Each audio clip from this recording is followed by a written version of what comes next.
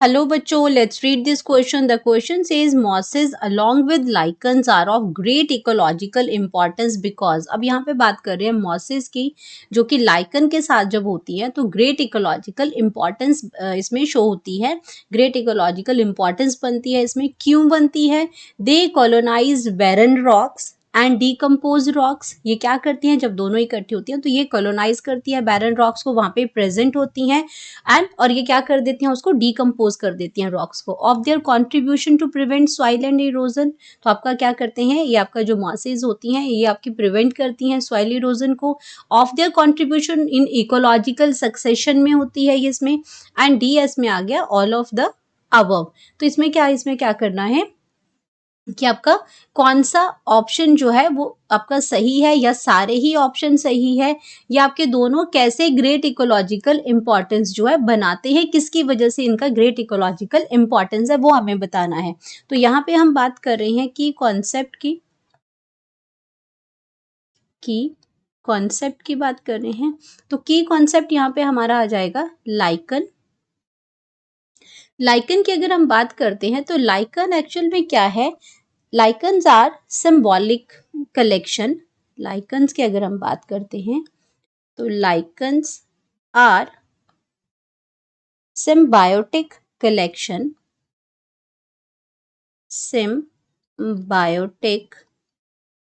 symbiotic collection of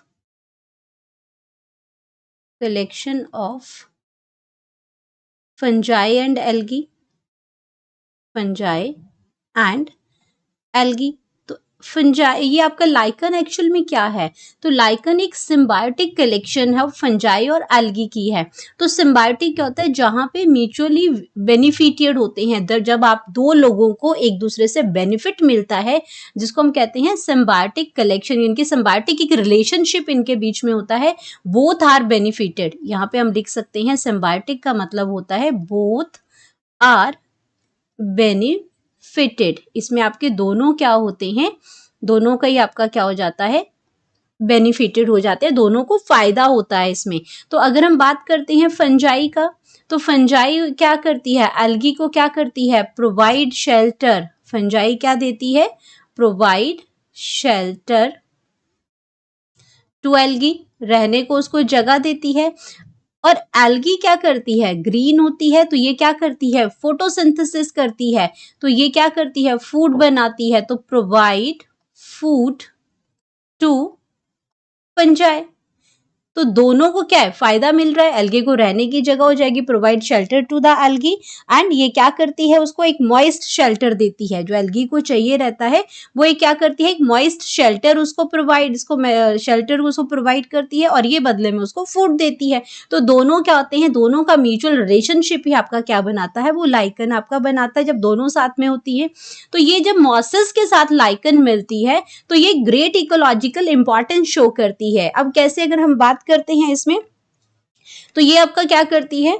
अगर सबसे पहले हम बात करते हैं मॉसेस की, तो मॉसेस क्या करती हैं? सॉइल फर्टिलिटी को इंक्रीज करती हैं.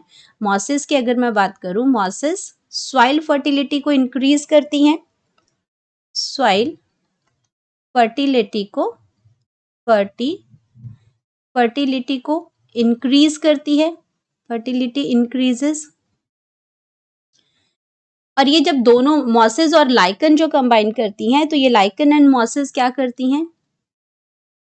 Lichen and mosses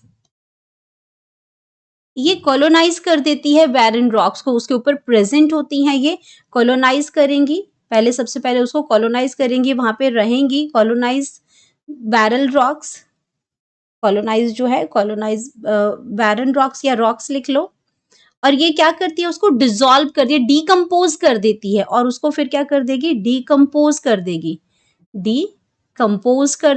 decompose rocks वो कैसे करेगी? Bye स्क्रीटिंग acid. लाइकन क्या करती है? एसिड स्क्रीट करती है. By secreting acids. अब एसिड उसको स्क्रीट करेगी, उसकी वजह से वो डीकम्पोज हो जाएगी रॉक्स. और अगर ये डीकम्पोज जो रॉक्स हो जाती है तो वो क्या करती है? And make the substrate suitable make the substrate suitable for growth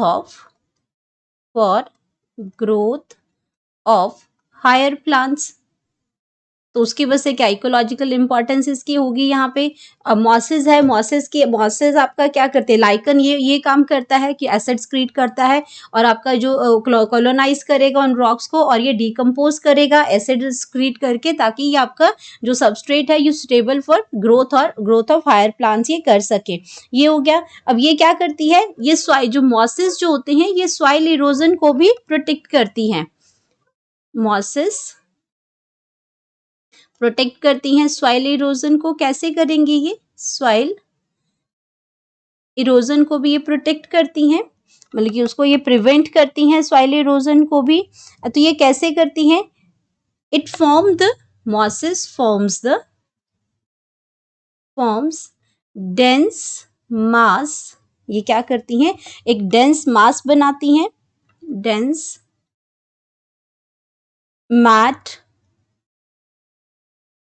mats on soil।